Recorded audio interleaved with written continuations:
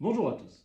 Si je vous dis parliament, si je vous dis judge, si je vous dis people, bon, vous allez me dire que je ne prononce pas très bien l'anglais, vous n'aurez pas tort, mais enfin, vous aurez reconnu que c'est de l'anglais, du moins j'espère. Mais c'est de l'anglais qui ressemble quand même furieusement à du français. Hein. Ah oui, judge, c'est juge, parliament, c'est parlement, et people, c'est peuple.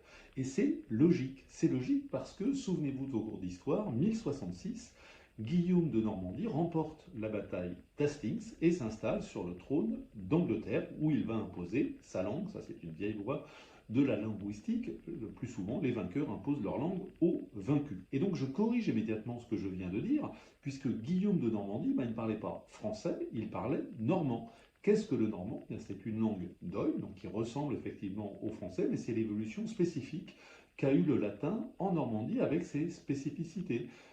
Par exemple, à Paris, on parlait d'un char, mais en Normandie, on parlait d'un car. Eh bien, comment aujourd'hui les Anglais désignent-ils une voiture? Ils disent a car et pas a char. Voilà. Ça, c'est l'influence normande. Il y a beaucoup de mots de ce type-là.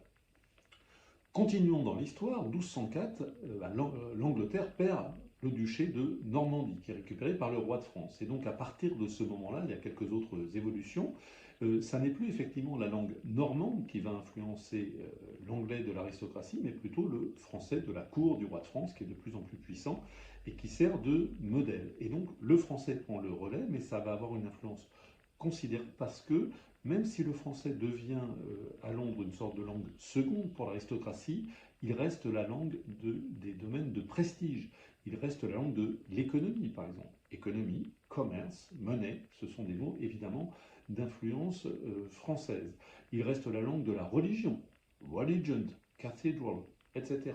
Il reste la langue de la science, doctor, physics, studies, etc. etc. Et donc, le normand puis le français exercent une influence considérable sur l'anglais. On estime, selon les linguistes, que plus d'un tiers du vocabulaire, certains vont même jusqu'à la moitié, vient soit du normand, soit du français. Ce qui est intéressant, c'est de voir que le français est resté la langue noble, comme je vous le disais, pour le vocabulaire de la modernité. Ça se traduit aussi de manière amusante dans le terme des animaux. Les animaux, quand ils sont élevés par les paysans, ils ont gardé un nom anglo-saxon. En revanche, quand ils arrivent dans l'assiette des nobles qui le mangent, ils ont un nom français. Prenons par exemple le mouton. Le mouton, c'est sheep quand il est élevé par le paysan, mais mutton quand il arrive dans l'assiette. Le cochon, c'est pig quand il est élevé par le paysan, mais pork quand il arrive dans l'assiette. Vous voyez ce système qu'on appelle le bilinguisme hiérarchisé, avec une langue noble et une langue moins noble. C'est un phénomène qui a beaucoup joué en faveur du français en Angleterre. Que faut-il en retenir? C'est le linguiste Werner Cerquilini qui a publié un livre très intéressant sur le sujet que je vous recommande. Là, ce sont les épreuves, vous trouverez une jolie couverture après. La langue anglaise n'existe pas, c'est du français mal prononcé. C'est une formule de Clémenceau qu'a reprise Bernard Cerquilini, qui est à la fois amusante et juste.